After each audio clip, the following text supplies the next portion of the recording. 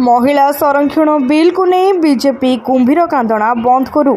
लोके जानिछंती महिलांक पई संरक्षण रे कांग्रेस रो कौन अवदान रही। जदि 2011 जनगणना अनुसार महिला संरक्षण करिबार थिला, नारी शक्ति बंधन अधिनियम नाम सेप्टेम्बर 2013 रे पारित होइथिबा आईन 2024 निर्वाचन रे कार्यकारी करागलानी काहेकि एबेर 543 आसन प्रथम 1/3 अर्थात 181 जन महिला लोकसभा देखिबारु देशवासी को किए वंचित करिछि। संरक्षण पूर्वर स्थिति देखा जाऊ ताहाले कांग्रेस ठू कम अनुपात महिला लोकसभा को पठाई दल बीजेपी पठाई कांग्रेस को महिला विरोधी कहब यह हास्यास्पद नुह कि बोली पुरी जिला कांग्रेस कार्यालय रे पूर्वतन मंत्री सुरेश कुमार राउतराय एक सांबादिक सम्मेलन में प्रकाश कर यार प्रभाव पश्चिमबंग तमिलनाडु एवं केरल निर्वाचन में भल फल देव। सेठारे टीएमसी डीएमके सफलता पाइबे।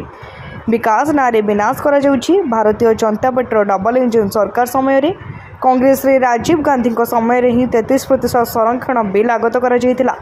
एबेर सरकार जुमुला नीति आधार रे समस्त कार्य करुछन्ति बोली अभियोग आनिछन्ति पुरी जिला कांग्रेस सभापति।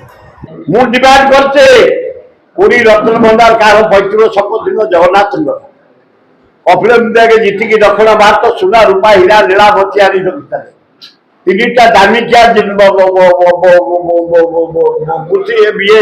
अलंकार कुआर मिक्स है आमे कहलु तमे कहछ तुरंत सीबीआई इंक्वायरी कर किए देछि से मूल्यवान अलंकार तीनटा मिक्स है ए मोहनबाजी तुम द्वारा किसी हेनी नरेंद्र मोदी सीबीआई इंक्वायरी कर तुम पैतृ संपत्ति नुह कि आम पैतृ संपत्ति नुह कपिल बांधल जगन्नाथ संपत्ति से कहीं कुआड़े गला से तीनटा मूर्ति आरो तीनोटी उद्देश्य अछि सांबादिक सम्मेलन।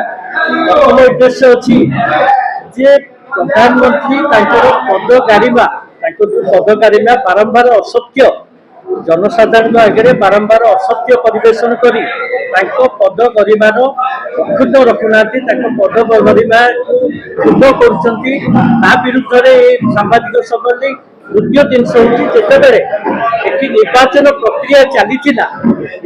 प्रक्रिया चली तरमरिया भाव पार्लियामेंट डाकी जो महिला बिल 2023 मसीह पारित एपर्यंत कार्यकारी करते पुणी थे तरमरिया भाव डिलिमिटेशन को महिला संरक्षण बिल सहित जोड़ी पारित करने निजर गुरुत्व संख्या न थी केवल लोक देखाणिया भाव लोक मान विभ्रांत करने पार्लियामेंट रे परिवेशन करथिले जहाँकि 2/3 न पाइबा जो काट खाई जाइतिला।